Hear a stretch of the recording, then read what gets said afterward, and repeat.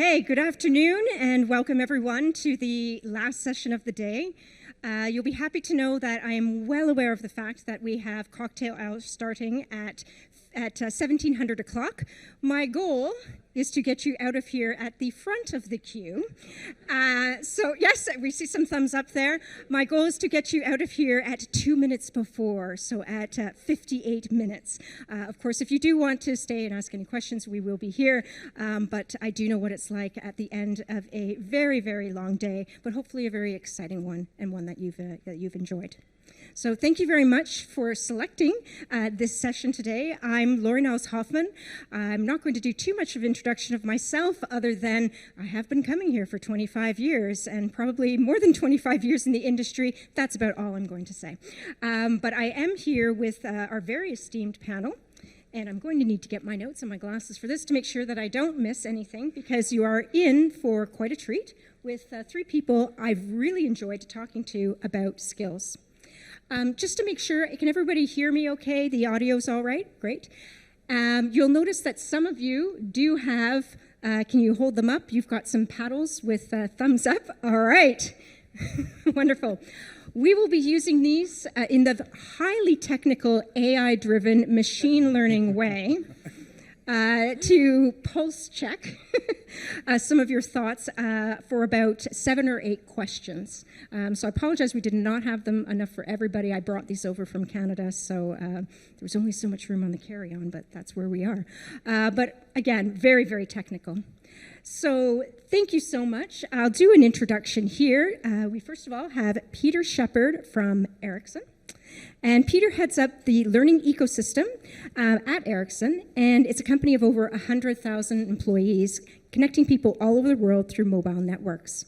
In his current role, Peter has global responsibility for creating the environment and infrastructure for learning in Ericsson through leading a central group of learning experts. His team have picked up Brandon Hall and Learning Technology Awards for their work to date. In addition to his day job over the last 3 years, he's led a cross-functional team to design and implement a simple, dynamic, and automated job and skills architecture. So definitely an expert to be talking about the theme that we will be looking at today. He is also a fellow with the CIPD with over 35, can I say that? You can. You can say that. Okay. 35 years of experience in HR and learning and development, having previously worked for Philips and IBM. So thank you very much, Peter, for coming. In the middle, we have Teresa Rose, and she is the owner and president of Consult Her Limited. She is an award-winning learning and performance consultant with over 15 years' experience in organizational and people development. Teresa's career has encompassed everything from program design through to large-scale global change and transformation projects, often involving digital technologies. Teresa's client portfolio includes DNV, the World Bank Group, Deutsche Bank, HSBC, GlaxoSmithKline, NHS, and University of Cambridge. She, too, is a chartered member of the CIPD and holds a master's in HR and a postgraduate in organizational development and change. Thank you very much, Teresa, for coming. And last but not least, I believe you've traveled the furthest. Am I correct in that, Gordon? I think I might have, Laurie, yes. Okay, because you are, remind me again? From Washington State. I live in Spokane. And, yep. Yep. So you were definitely the furthest. I'm Toronto. You're another 6 hours, I think, the other way. So the jet lag is real. But we do have Gordon here as the principal consultant for skills architecture and transformation at Skill Collective. He's a recognized expert or skillosopher with over 15 years of experience at the intersection of technology and taxonomy development and nearly 30 years of experience in various aspects of learning and talent management. His focus is on supporting HR technology vendors and employees to cut through the noise around skills and simplify problem-solving solutions and their potential impact. And he's worked for some of the world's largest brands as they have embarked on their skills-based journeys. So once again, thank you everybody for joining, and we will get started. As you know, we have the paddles, so I would urge the panelists, if you don't have your panel handy. So one of the things, I feel like this is Dancing with the Stars or one of the voting shows. So let's get right to it. We're seeing skills everywhere, and as I like to say, AI is the sizzle, and skills are the steak, or for the other vegetarians and vegans like me, are the tofu. but we're seeing them everywhere. So the question that I have for the panel, just to start us off, is is skills simply the new black? Are skills just the new competencies? So yes or no, and for those in the audience, if you could yes or no, are skills just the new competencies? Thumbs up, thumbs down. And panel as well, you can cast your votes. Okay, we're seeing a mix. We're seeing a mix here, and some of you are doing the back and forth. I didn't have a maybe, so we'll accept that as a maybe. So we have a few opinions here. I'm going to start actually with Peter and Teresa, because I know that Gordon has a really good analogy that I want to get to. Can one of you share your journey from competency frameworks and why you pivoted to the concept of skills? And maybe Peter, if you can speak specifically about what Ericsson thinks about skills. Yeah, sure. So I joined Ericsson in 1997, and ever since that time we had the term competence. That term competence gradually over years has got more and more confusing and has gathered up more and more different things. So it's started to sweep up things like skills, it's swept up mindsets, behaviors, tasks. It's started to become a term that was kind of almost started to lose its meaning and started to become less valuable. So what we wanted to do, and the journey to some extent that Ericsson's gone on, is that we said, hold on, we want to actually kind of simplify things. And actually skills, just by saying it's what someone can do, so applied knowledge, is just a way of simplifying something over the organization. And, in learning and development, sometimes we don't over-engineer and overcomplicate things sometimes. And so for us, it's been a way of just enabling a kind of more simplified message.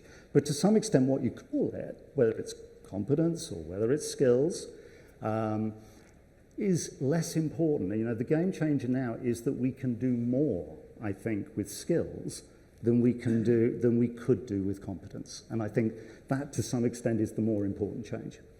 Excellent, thank you. And in line with that, I know, Teresa, you've had some similar thoughts about skills being easier. Can you elaborate on that and share your perspective? Yeah, from the employee perspective, I've been involved a lot in competency frameworks and capability frameworks and implementing those, and we tend to create a lot of complexity for people. We give them maybe core competencies, we give them professional competencies, we might have cross-cutting competencies. It's just so overwhelming, and there's so much, and then they're static, so they don't have meaning. Plus, as soon as they're out there, they can be quickly irrelevant, and they're not user-centered language either. So going to your point, Peter, about them being related to the work that you do and the tasks that you do, and obviously we now have that artificial intelligence to pull on data from different sources to make them more dynamic. That's the key differences. Thank you. Now, Gordon, as a Canadian, I loved this analogy, which you say, and I have to put a little, we call it in Canada the CanCon, so I'm going to introduce some Canadian content here, because you use the analogy of chasing a puck versus going where the puck is traveling, which, of course, I have to love. It's our ice hockey game. But can you tell us more about what you mean by that when you are talking about moving towards skills from competencies? Yeah, so fellow Canadian, actually, Laurie, too. But okay. So I think that the puck analogy for me, Wayne Gretzky was the great hockey player who said he would skate to where the puck was going to be, because it had already gone by the time he'd moved from where it was. And I think skills is not the end game. Just producing a list of nouns, that's not going to get us where we want to be. Mm-hmm. And the end game for me, as I see where the puck is in, Peter said it, the context of what we can do, the tasks, the outcomes of work. We spend a lot of time in learning around outcomes-based instructional design, and the natural language of work is not a list of nouns. We don't when we get asked what we do, say, oh, I did some critical thinking, problem solving, and Python today. That's not how we talk about the work that we engage in. And that's where that performance capability piece is where the puck for skills has been or is going very quickly. And we're aligning on lists of nouns that don't describe or help us understand those capabilities. Okay, all right. And that's why you were doing a little bit of a yes. of a maybe on there. Okay. And to Peter's response, it kind of doesn't matter what you call them as long as you agree what you're going to call them. Agreed. And you align around that, move on. Agreed. Yeah. Agreed. So this obviously begs the question, why skills now, right? I mean, we had old systems before, but you know, why is it now? And Teresa, why don't you begin here? We had some excellent conversations about this. Skills isn't a new thing, or skills-based organisations. I went back to some of the research because I like to look at some of the academic papers, and I found a paper from 1992, and it said skills-based HRM.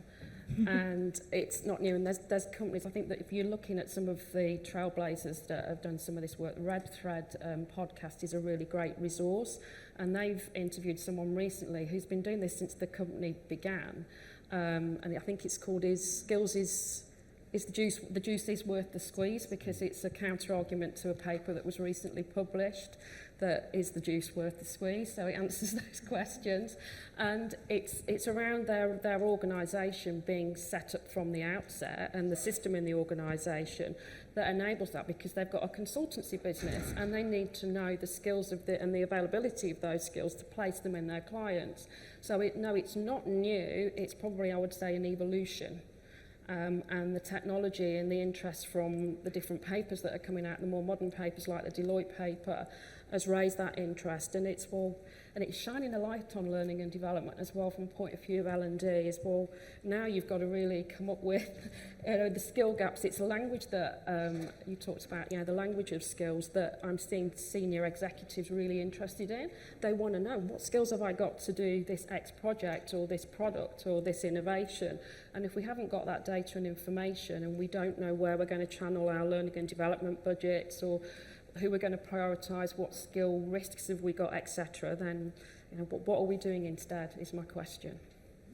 Really, really good points. And for those of you, if you didn't quite catch it, we'll make sure that our social media, or the SOME team, points out the podcast that we're referring to. The company is called Red Thread, and the interview was with EPAM was the name of the company, and it really is a fascinating listen if you haven't come across it already. And it's called The Juice Worth the Squeeze. So thank you for referencing that, because I think it's a good afterthought to this panel.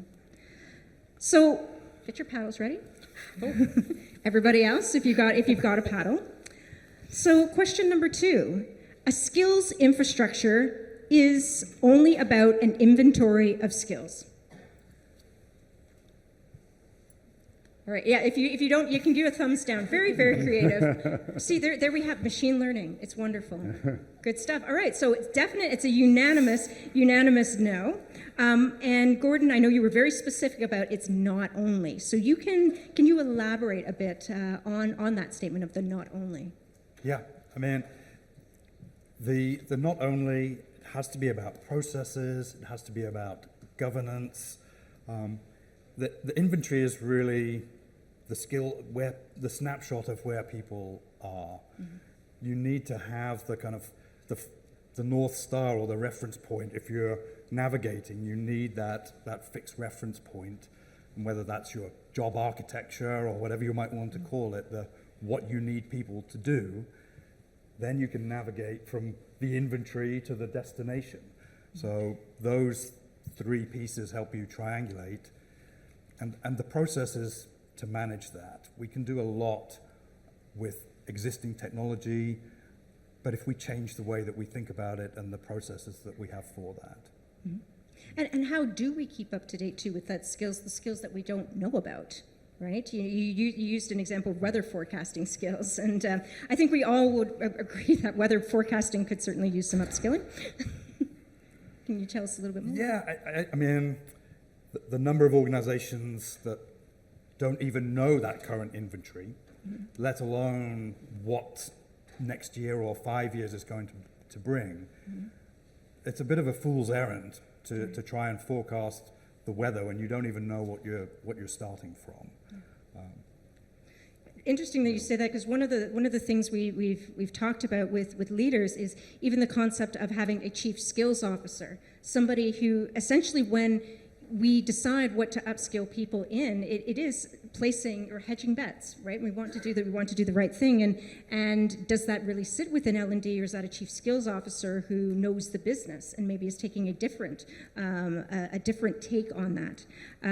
But what I would like to know too, though, is Peter, likewise, how have you managed this to keep current when skills are constantly changing, especially at Ericsson, because it's so technical. I mean, I can't even imagine what that is like. You know, one of the things that we were very sure about when we kind of started out on this journey was that we wanted to ensure that whatever we put in place was dynamic. You know, when we go back to what are the differences between skills and competence frameworks, one of the differentiators is that the skills work that we can do now is much more dynamic. So that sounds easy to say, but what does that actually mean? It means that you've got to be out there and constantly updating your skills taxonomy or catalogue. That means you've got to be out there scraping the web, understanding what are the skills that are coming through. And I agree with Gordon, you know, it's kind of long-range weather forecasts here don't really work. But what you can do is you can keep adjusting your skill taxonomy from month to month. I mean, we literally relaunch, re-update all of our systems every month with an updated skill taxonomy. And also we update our skills intelligence. So what skills are emerging, what skills are declining, et cetera, et cetera. So it's a lot more than just, because that's kind of where we were, wasn't it? You know, we were there kind of, oh, we got a catalogue, job done. And we were really a great example of that. You know, we created a competence catalogue and then failed to update it for about 3 years. You know, that's no help to anybody. So, yeah. And I absolutely find it incredible. When you told me originally the month stat, that to me is phenomenal, that you are updating with that frequency every month, which is truly impressive. But that is, I think it speaks to just the pace of skills and the rate of change and how much you need to pay attention to it. So, Teresa, maybe you can take us through what a skills-based organization is. If I went back to a corporate job right now, would that mean I would have no title and I'm just going to get, you know, I'm a widget that gets plugged into whatever job people say to do that day? What are we really talking about when we're talking about a skills-based organization, or as the cool kids call it, an SBO? Or skills powered sometimes. Skills that's powered, a good one. That's Mercer. Skills enabled. So skills it depends which consultancy's papers you're reading. I think it goes back to some of the points that Gordon made, and it's about looking at the organisation as a system. It's why it's really important. I think I might have jumped to question here why it's not L&D alone. It's about the organisational system and the experience that employees have. And I think some interesting research that's come out that Fosway released earlier this year is that 95% of organisations surveyed said that skills were important, yet only 9% feel that they've got a joined up employee experience where I get the same experience and discussion about skills when I join to when I might be advancing my career, when I might be going through performance management, when I'm having coaching conversations with my manager. So it's starting to look at it where skills is at the epicenter, and it's like a golden thread or a lifeblood through your organisation. It's like your cash flow as well. It's like, are you using all of the skills to your disposal? Are you developing skills that aren't necessary? One of the mistakes I've seen made is focusing on future skills, and then it's a wasted investment. There's research out there that actually being more reactive rather than proactive has shown more benefits to the organisation than trying to weather forecast, as you said. And would you say that simply because people maybe learn the skill, don't have the time to practice it? There's no it's practice, just, no. Yeah. So, and then there's no purpose around it. There's no organisational purpose for me developing that skill other than I've got a Future Skills Week campaign and it drives people to my LXP. Right. But it's forgotten when that's needed in 9 months or whatever the time is. All right. Excellent points. Now, Peter, you in some ways have been a maverick, and never. And you took the gamble as being somebody internal to Ericsson to really fly the flag of skills, and sometimes that's a bit of a different journey when when you come in and I say this as a consultant, where you come in and you do one part of the piece, or you know the whole journey, but you're maybe just there doing a sliver of it, or end to end. Can you tell me more about what that's been like doing that evolution as an internal practitioner? Yeah, so we've been going for about 3 years. There's been quite a lot of pain on the journey. Look, 2 points here. I think one is we spent quite a lot of time defining and building the infrastructure. But actually, as I reflect now and look back of the experiments we did and so on, what matters, and this comes to the SBO bit, the skills-based organisation bit, is actually getting beyond the infrastructure. So it's kind of strange you come along here for a talk about infrastructure and I'm saying, actually what matters the most is getting beyond the infrastructure, because what employees, what managers are looking for is actually getting value out of it. And skills-based organizations is one of those kind of sexy words going around all the time and everybody likes to mention it.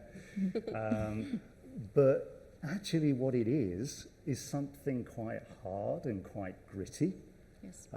Because it's things like, when you advertise your job roles, are the skills that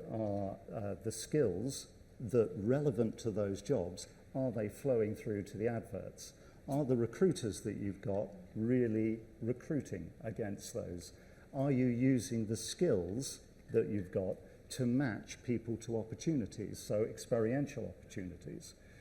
So it's all of those, can you build all of those different elements into your processes? Because otherwise, what we absolutely have to avoid is this just becomes fancy PPTs, and because it's actually about building and changing the way you do things. Yeah, and thank you for that, because you talk about 4 main areas, and I'm going to try not to look too hard at my notes, but we had recruitment, mobility, learning, and then workforce planning, and you said you got through the 3. Yeah, correct? so we are in progress on 3. We have not started yet on workforce planning, and I wouldn't recommend that. That's actually probably the best place to start. But we are probably least mature in terms of our workforce planning, so that's why we haven't started there. But whether it be in recruiting, whether it be in mobility. So, for example, this year we will roll out a project marketplace, and a lot of skills-based, as we call them, skills-based people practices, is about putting in place that recommendation technology. It's about putting in place matching. So for example, if I'm interested in improving my skills, I can search and people can see my capability in terms of the skills that I have and matching those to the opportunities that are out there. So we do that through a talent marketplace. In learning, what we are doing is we have skills plans that are in our LXP, and people can then follow those skills plans. And very simple things like at the end of every year, people in Ericsson sit down with their managers and say, what are going to be my 4 key skills that I need to develop? Now, you might look through a career lens, you might look through a performance lens, but what are the 4 that I'm going to develop? And that will help drive the recommendations in our LXP. So those are the sorts of things that we talk about in terms of becoming a skills-based organisation. Excellent. So you're really tying that all the way through. Exactly. Excellent. Now, I love when you speak to Gordon because he can always come up with new terms. And you use skills in all sorts of ways, skillosopher, Yep. and I'm not going to call you a serial skiller, though. Maybe. But you do use a term called skills aware as Yes. part of the evolution. Can you define that for us, and what does it mean to you? Yeah. My fear about skills-based is it becomes something we can abdicate to the skills, because we get the skills taxonomy and we check the box and have done that, and that's in the process. And for me, skills aware, maybe it's a nuance of language, but it feels more intentional in understanding, and that you still have some agency and decision in the awareness of the skills one has, the kind of what we bring to work every day, the BYOS kind of thing, what the skills we might need. And so being aware of that, to me, denotes more intention than abdication. Got it. Thank you. So get your paddles ready. Number 3, if we're ready. A skills strategy is now essential to business strategy. All right, I think we are. Okay, we're pretty unanimous. All right, so we're doing a agreement. So let's turn this a bit on its head for Teresa. And so what are the risks, since we are all in agreement? What are the risks if we don't adopt a skills-based approach or skills-aware? What or skills-powered? I think you were using whatever we want to call it here. But what are the risks? I think it goes back to what I said in one of the first questions is, well, what else are you going to do instead, or what are you doing already? That's the key question. So it's all of those risks, and as life, work, everything moves at such a faster pace, how are you going to keep track of things, and how are you going to prioritise things? I've been talking around skills as managing them as a portfolio, so thinking of things like the BCG matrix. So which skills are delivering the most impact for you and making the most money in your organisation? Do you know that? Can you answer those questions? Which skills should you not focus on? And I think it's thinking from a commercial point of view around skills, but it's also having something like a skills sensing network, and going to what Peter was saying. So you need to put that infrastructure in, and like you said, Laurie, around someone that's heading up skills, and the governance that you referred to are so important, and they're often not talked about. And it's that operationalisation of skills throughout the organisation, which is really key. And who's going to do the work? So who's going to own those skills and that content, and how it gets updated? Where are you pulling that data from, as Peter referred to? All really, really excellent points. So we are actually halfway through, if you can believe that, for those on the panel here. But at this point, we do want to ask one more question. So this is question number 4. And get your paddles ready. You need a large technology investment for a skills infrastructure. Yes or no? All right. Okay. We're getting some no's. We've got some ups. I saw very big thumbs down in the front row, and then we saw the little half and half. Let's talk about this. Gordon, what are your thoughts here about when it comes to you talk about the need to invest beyond technology in the adaptation and implementation. So what are your thoughts? Yeah, I think to the previous question, if it's not aligned to the business strategy, Yes. then No point. why are we bothering? Right. And the tendency is, if that's at the end, as we've all experienced in L&D or training, it's the last thing planned and the first thing cut in many projects. But that needs to be at the beginning. We need to understand the business strategy as to why it's important, the critical roles, what are we doing? And skills has been part of the conversation for a long time, and whether it's Excel or new technology, if there's an understanding, people engage with it, and that's what drives the results. And that process and culture, Peter and I touched on it, earlier, I was asking him about the long-term commitment. We've been part of, seen many projects after 2 or 3 years, somebody leaves, changes job, and the project dies. The skills project goes away. Then 2 years later, somebody comes along and thinks they've reinvented the wheel. Says, I know, we should do skills again. Skills are the new black. Exactly. And here we are looking at lists and taxonomies, and we need to get past that to the real impact. Yeah, and if I can just pick up on a word that also Teresa said, which is skill sensing. Excellent word. Because I think that is a nice term to use in terms of enabling business value and ensuring that your skills stay up to date.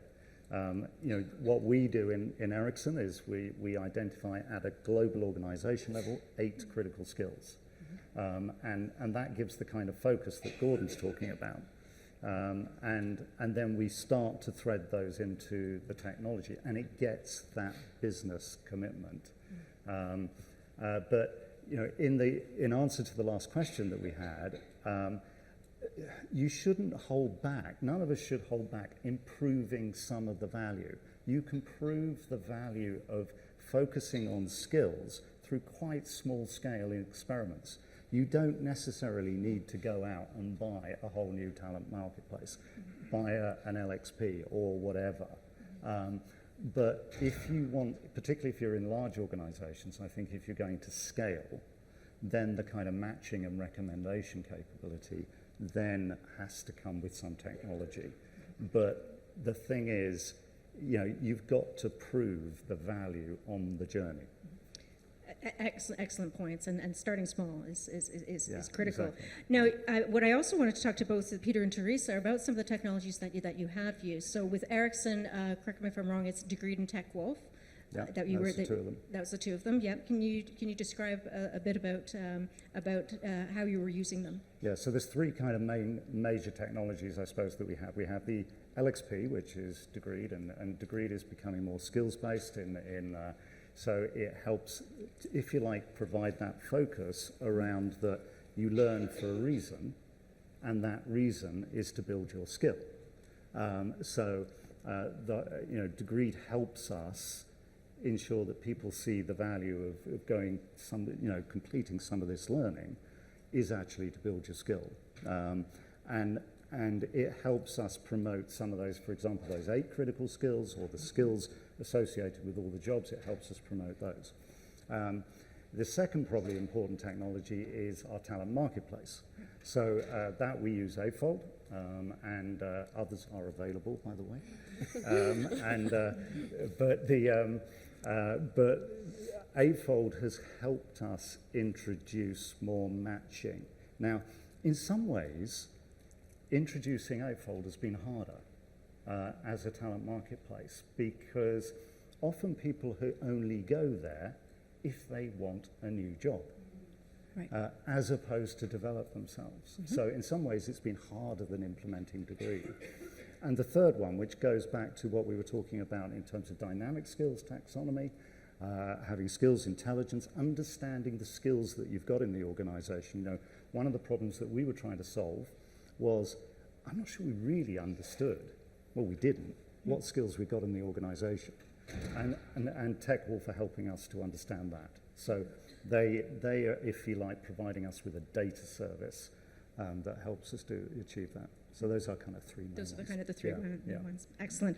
And yeah, I mean, we're talking about more the technology in general to get an idea of how you might look at some of these for your organization. But Teresa, you were involved with Fuel 50 as well. Yeah. Love to hear some the experiment and thinking behind that. Yeah, it's a much broader platform than purely a talent marketplace. So it's got as a career development platform. And we're using that to house skills, so that's where the skills is the one source of truth. I think that's really another important point about skills, is it's one source of truth, but not a one-size-fits-all. And the one-size-fits-all is another reason it was chosen, is because it's got a hybrid approach where it's got a blend of external data from market data on jobs, etc. But we can also put our own data into it. So I'm in an organisation where some of the skills are really specific. You're not going to find them on an off-the-shelf system, and it's really key that we had that functionality. But I'd also add a caveat on making, talking about any technology, it's really about your context and your situation. That's the most important thing, and this market is massive. And again, I'd reference Red Thread and the research that they've done on the skills, the talent marketplace technology, and they've done a nice grid around, well, is it a fixed ontology? Is it a hybrid? Can you put your own skills in there? Because there are these challenges with interoperability between the different skills you even have in your own ecosystem. So there's some of the thinking to do. And don't underestimate getting your data clean as well. That's been one of our major pieces of work, and working closely with data scientists, IT, to get all the people data clean. Otherwise, it's garbage in, garbage out, and people won't use the system. Yeah. And just one other really quick point, which is that the systems working together as to one overall experience, which you mentioned earlier, Teresa, is almost the most important thing. Employees don't care about individual systems, they care about the overall experience. Completely. And at the end of this, and this is something we will talk to, it is about an employee at the other end and helping them stay relevant and not redundant. How do we keep them that way? So the easier we can make that happen, the less friction there is for that. We don't want them to be going to multiple places to do yet another assessment or another, import my CV here or watch me there. Can we get this in one view? Because that's the challenge on their time. So all of us, I think we would agree, come from an L&D ilk, some sort of background, but we find ourselves in different places. So the question here, paddles ready, is L&D owns the skills transformation, yes or no?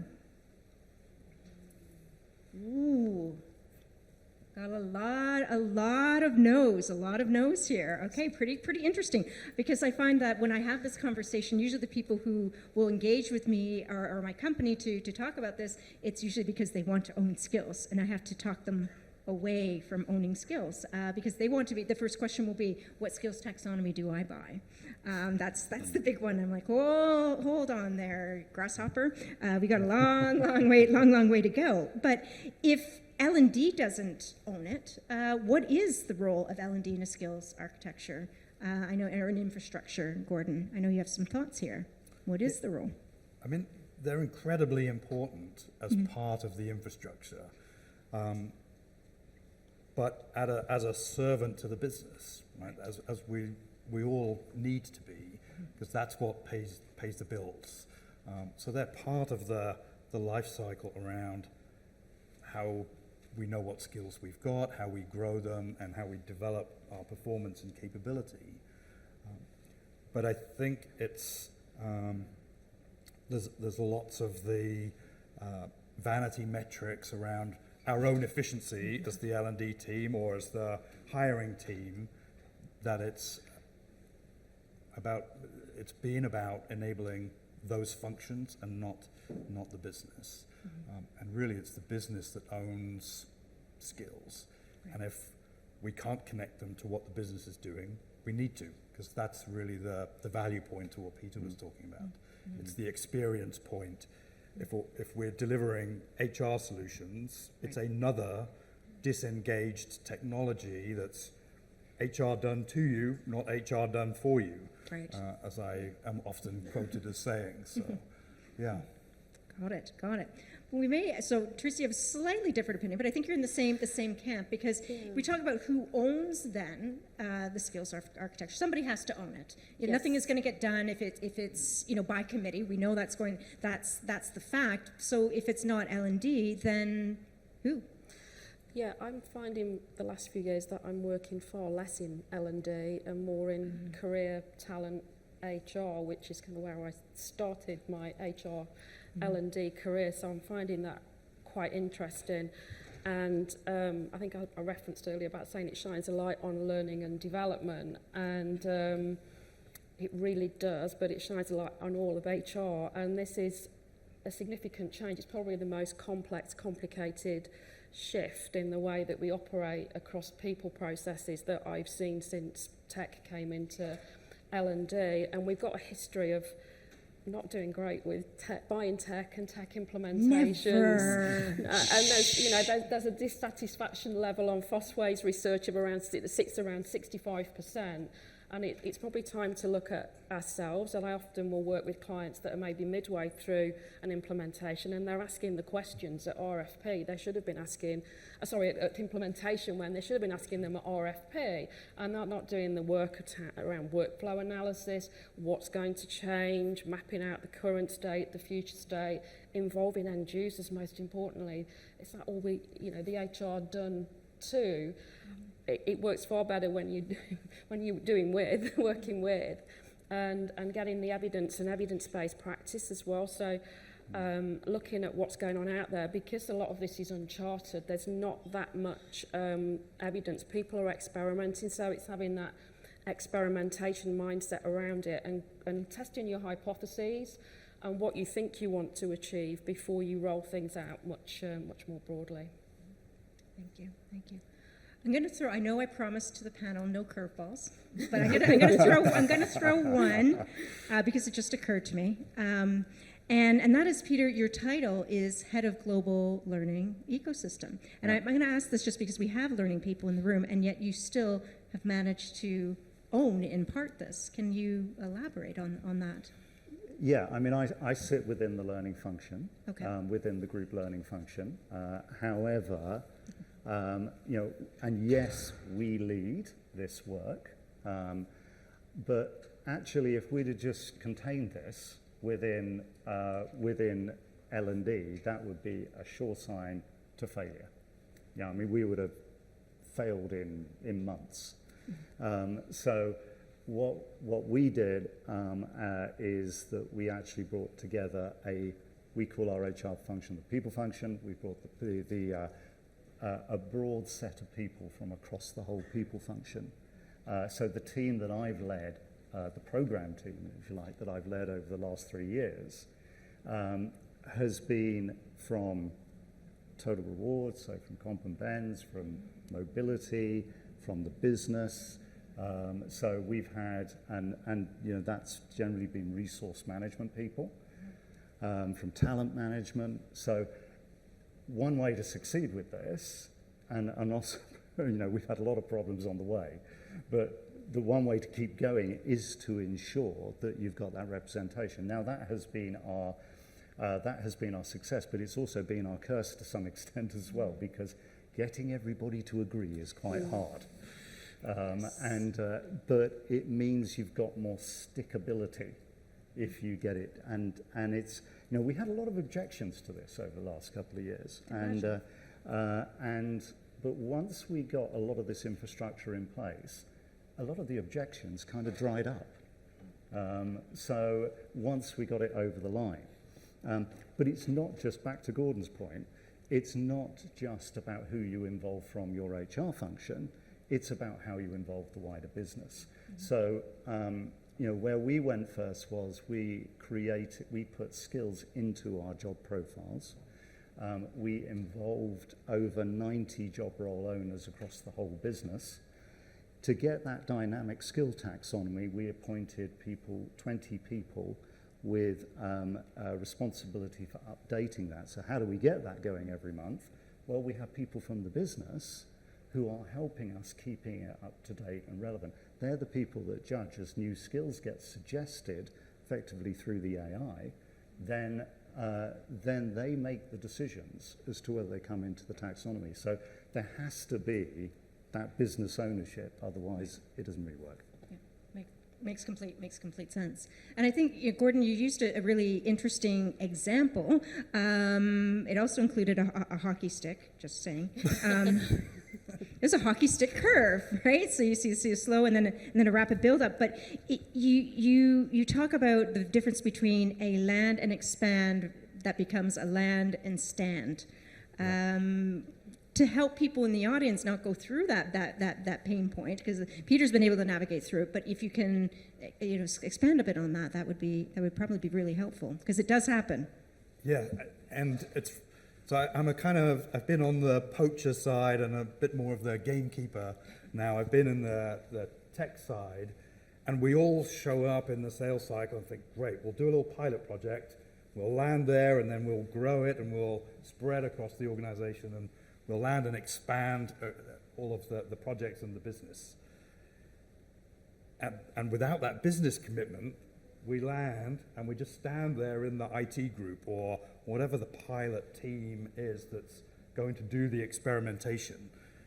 And that's really, that's over 20 years I've seen that happen.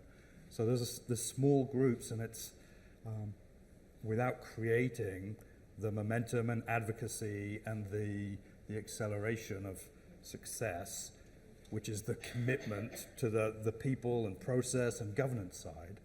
That's the stand is exactly what happens. And you're nodding in agreement, Teresa. Yeah, it's also making think about the amount of change management that needs to go, and that often comes too late as well. So it's really thinking about that up ahead. What's going to change in the system, and have you got other enablers in there that are going to drive that system to work? So if you're doing things like skills-based rewards, is that going to drive individualistic behaviour and not team behaviour? So it's really thinking about the levers that you're leveraging and how do they connect to that system that you're wanting and wishing to change, and also the organisational readiness aspect as well, and the organisational suitability. So it might be even that you've got a segmented view across your organisation, because there are certain areas where it's going to be more beneficial to more areas where you can hit, because often I find as well the employees' benefits aren't really thought around. It's thought about, the data that we're getting out of this, the benefit to the organisation as a whole, rather than what's really in it for the employees, because ultimately they have to keep their skills profiles up to date. And like any system that we know in the past, again, it goes back to that system. If there isn't a benefit or a reason for them to be there and keep it up to date as well, then they won't. Excellent. So as you said, culture eats strategy for breakfast, Yes, I think yes. is what you were And saying there. I said I did an abridged version of, there's a phrase by Drucker, which I think it's Drucker, culture eats strategy for breakfast. I say culture eats tech for breakfast. Good point. Don't say that downstairs. No. We are at Learning Technologies, Yeah. just so we're clear. So we're on to the second to last question. We've got about 12 minutes, and then we're going to open it up for some questions. But one that I really did want to touch on, because we're talking about things from an organizational perspective, but I think something to be sensitive about is about data privacy. So we are talking about humans. We are talking about obtaining an inventory of all of their skills and things that maybe they wouldn't necessarily share with the business. Do they know we're scraping their LinkedIn profile, for example, or any of these other things? So get your paddles ready. Tracking employee skills is a data privacy concern. Yes or no? And we're seeing some yeses. We see a few no's. So now we know who to avoid at cocktails. I'm joking. I am joking. No, it is a complicated question. I think it depends on a number of factors. But I know a number of you too have worked in different geographies, and understanding there's also two very different labor laws. I think we have to acknowledge that than perhaps what we might have in the U.S. versus, say, even a place like Germany, where very different employee relations and employee labor laws. So I would really love to hear, Peter, with GDPR and how that worked for you. Yeah, well, my best friend, our data privacy officer, he and I know each other very well now. He knows all your secrets, right? Yeah, exactly. So this is a challenge, because fundamentally, what we're asking people to do is to share the skills about them. Now, GDPR says that consent to share lies with the employee, lies with each of us. And actually, sometimes we want to enable all of those skills profiles to enable that great matching, the recommendations and so on, whether it be recommendations for learning, whether it be recommendations for projects, or so that in itself is a big challenge. Yeah. And we literally, this is kind of a live issue with us, because we looked at, we wanted recruiters to be able to reach out to people in the organization, say, you are the best, you're one of the best people we can see for this job or this project. And suddenly we realized we couldn't do it. And you know, we sat down with, you know, there's major panic in the project. And we go and talk with our data privacy officer, and that's where things like enabling certain permissions. So there are ways around this, but it has to be gone through really thoroughly. So yes, it's super relevant. And thank you for that. That also too, that you've given that much, you know, thought to it, and really placed an emphasis on that, not just from a legal, but it sounds too from a very ethical standpoint absolutely. as well. Yeah. And I know, Teresa, you were talking, we spoke about some of the laws, for example, in New York City, which are very, very restrictive, and maybe you can share some of that. Yeah, there's a New York City law that came out, it's just over a year old now, where even if you don't need to be headquartered in New York City, if you've got operations there, then you must demonstrate bias audit of any tools that you're using that have AI in, that are to promote or hire people internally or externally. And that's a tricky law, and it is being broadened out as well to into other states in the US. So it's just thinking about where are you using the data, and how are you using it? Where's the human oversight as well in any decisions that you're taking, because of how it might block some people out of the labour market or internal mobility, etc., and around social equity and those areas, because that's what the research that has been done that's what's led to the law, is that it was cutting too many groups out of the labour market with the use of AI assessment. So it is when it starts to get tricky with proficiency levels and assessment data, and how and where's that being used, alongside what other data and what other insights you're deriving about people when you're making decisions, and being very transparent about that. So we're looking at how we use it in, say, a mobility process, that people need to have got peer reviews on their skills. It's not just an individual review, and that needs to be quite current, and it needs to be related to the priority skills for that particular role that they're aspiring to in the mobility process. But that's just one part of an assessment, an overall assessment process, to choose someone that's suitable for a new role. Thank you. So I think, Gordon, you looked like you wanted to jump in there. Yes? Yeah. Could see. So the New York law is interesting. It's really a 21st century adaptation of a law that was already on the books for pre-hire assessments. Right. So if we were using those to hire, the defensibility argument of what they were used and is the assessment instrument valid, that had been on the books for a long, long time. So those organizations should have had some processes to be able to manage to that. But I think the interesting bit to me is it's being put on the companies and not on the AI providers. Say, you please demonstrate how this is not biased in what its recommendations it's making. Right. And so I think it's looking, we need to have some governance to tell us what to do, but it also needs to be applied in the other direction. Right. I completely agree. Just because we can doesn't mean we should. You know, and I think it's a really good point. And if I can summarize it just from the conversation here, is, you know the laws of where you're operating, operate ethically, and get the right advice, but also operate with transparency. You know, that you are always doing the right thing, but also of course get that legal counsel, because you can land yourself in quite some significant trouble. So I did promise that I would get you out 2 minutes before, so you will be first in line for the cocktail hour. So, if I were looking at my skills, interestingly enough, I used to work in a bank, believe it or not. I didn't do very well there for obvious reasons. But it would say that I have 15 years experience with anti-money laundering legislation, which I actually do. Nobody would ever want me to do that. But I think we all have those things in our career that we've done, and that we may seem on paper as an expert to that. But is it, and get your paddles ready, can we really distill people into a set of skills, a set of binary skills? Is that enough? Yes, no? Okay, we've got some no's. We've got some. Peter, Gordon, I'll let you take this one. Can you maybe say why you're doing the half and half? And I saw a lot of no's and some halves and halves here.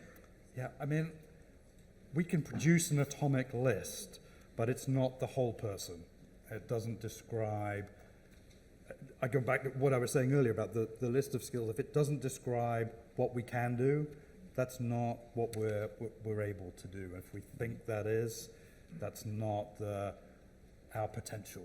That's not what we could do. And it's that stretch, it's that growth, that is that's the hard part. But it's that whole person that we need. It is. It's an entire person. And I think it'll be interesting to have this conversation maybe in 2 or 3 years' time to see where these things land. Can we still do some of the things we do now? Do we still track some of the things we do now? What does the employee themselves add to the conversation? I think it'll be quite dynamic. Quite dynamic. So we're coming up to last few minutes before we open up to questions from the audience. So I hope you do have some, because you have a lot of expertise here to ask. But I do want to land on a very obvious question. But I think since most people here are starting their skills-based journey, what would be the one piece of advice that you would give to somebody contemplating a skills infrastructure? And we'll kind of work down the line, Peter to Teresa to Gordon. Okay, if it's just one, Yes. I would say put skills to work, i.e. drive out the value. Tell me more. So this is about going beyond the infrastructure. In the end, you have to get to, as quickly as you can, showing the value and using skills and showing the value within learning, within recruitment, within mobility, etc. Because that's what people and organizations care about. Thank you. Teresa, one thing. I think it goes back to what was said in the keynote, what problem is skills going to solve? So replacing, I think it was judgment, wasn't it, that was used in the keynote this morning. And also thinking really commercially and holistically in wins for everyone around identifying great use cases so that you can deliver the value that Peter's spoken about. And involving end users is so critical. Please do that. Thank you. Gordon.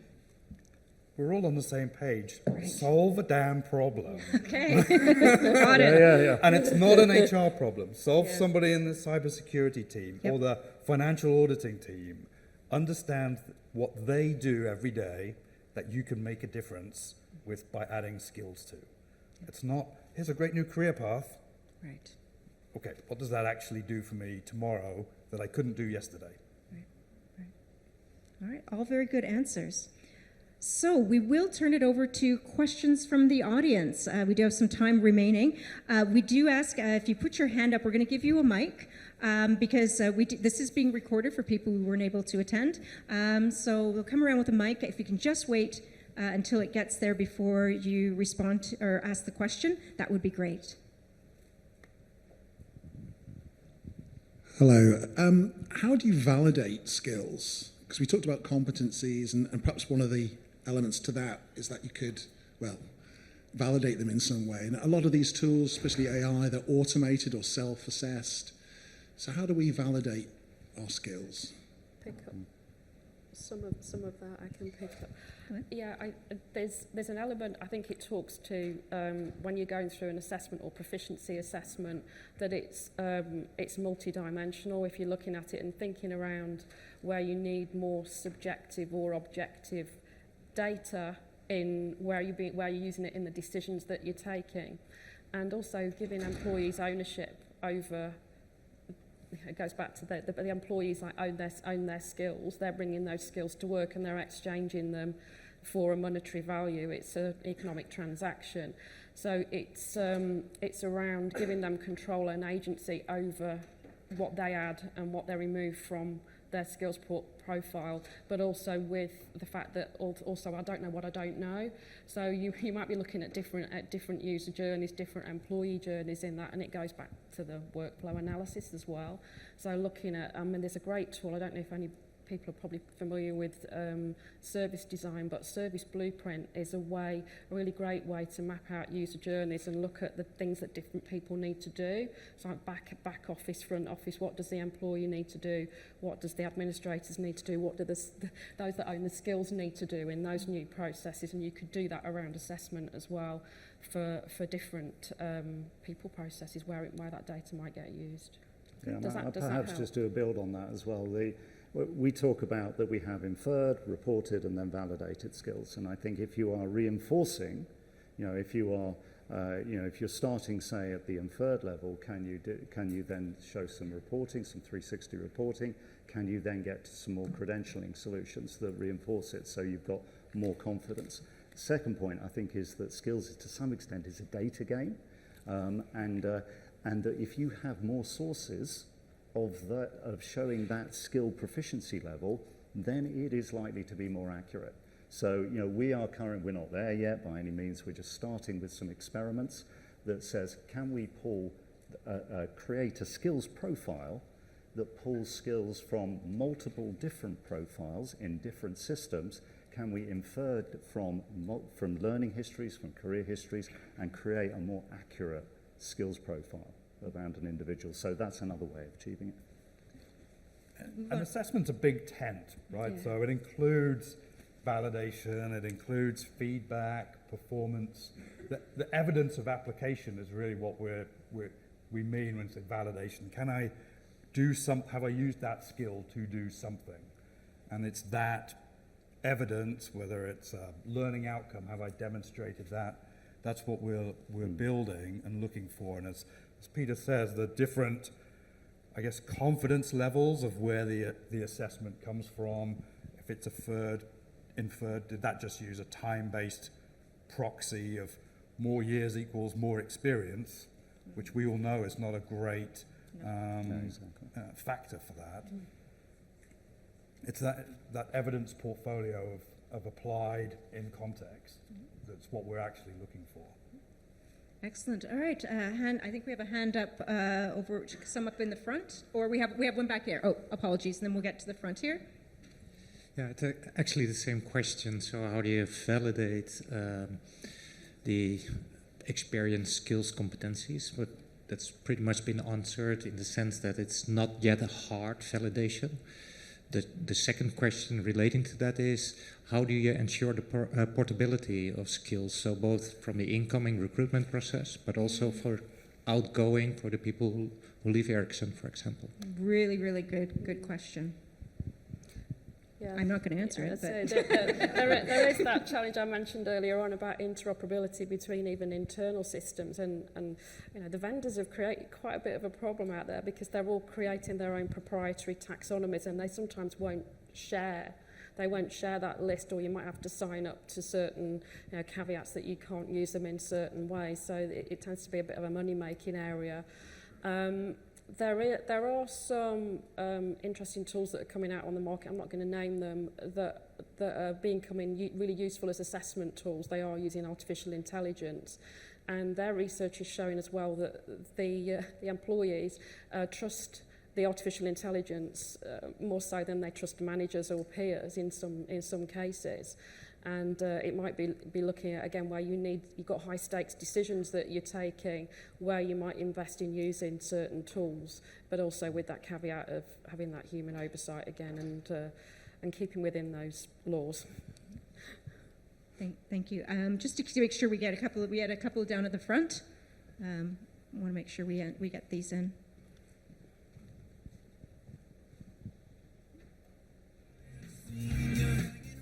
It's karaoke. It's karaoke night. It's time for the party. It must be that time. This might be a question for Peter. You were talking about the 8 core skills in your company, but I'm interested. I keep hearing this term power skills. Is that old wine, new bottle? Like what does that mean? So power.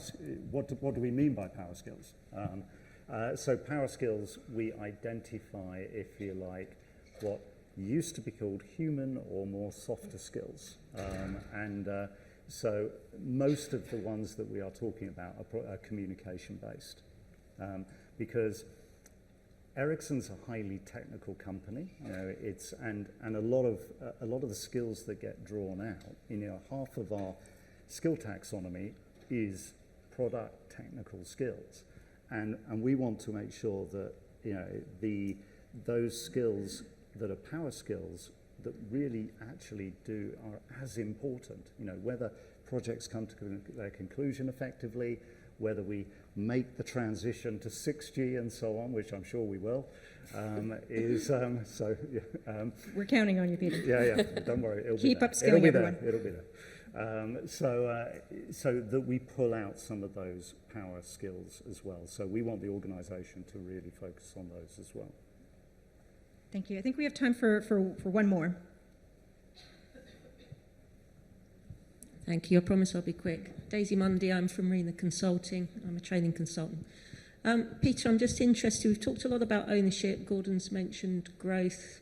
And obviously that's going to involve discussions at some point between managers and employees. There's a lot of talk about the employee owning their skills.